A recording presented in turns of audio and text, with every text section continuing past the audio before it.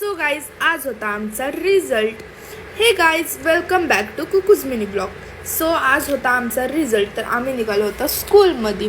मग काय स्कूलच्या बाहेर पोचल्यावर मनात जरा धकधुक होत होतं, कारण की रिझल्ट कसा लागला असेल. मग काय रिझल्ट तो खूप भारी लागला होता. रिझल्ट खूप खुश झाली. तर गाईज आमचा रिझल्ट आलेला आहे.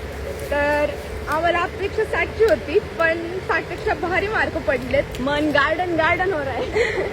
आता 10वीत बोर्ड फाडायचं आहे, टॉप मारायचं आहे. सानिकाला टेन्शन आहे आता. रिझल्ट कोणत्या लागू घरी. तरी सुद्धा सानिकाला जरा मनामध्ये भीती होती की घरचे काय बोल. मग काय सानिकाला लावलं होतं मी मस्तपैकी कामाला. मग गेलो आम्ही सानिकाच्या घरी.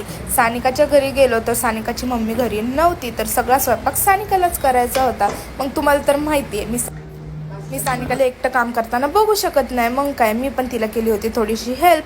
ही सुगरण गेली ती स्टंट मारायला. मग काही जी मस्तपैकी जिरली होती हिने घेतलं होतं मग गपचूपमध्ये उलटणं. मला तर काही स्वयंपाक येत नाही, पण ती सुगरण मला शिकवत होती. मग काय आलो होतो आम्ही रोजीला भेटायला.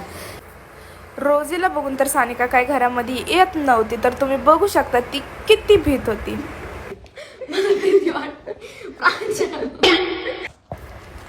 मग झालं होतं आमच्या क्लासचा टायमिंग. आम्ही निघालो होतो क्लासला.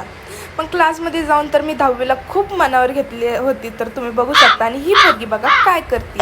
तर मला बघून ह्या पोरीने पण घेतलं 10वीला मनावर.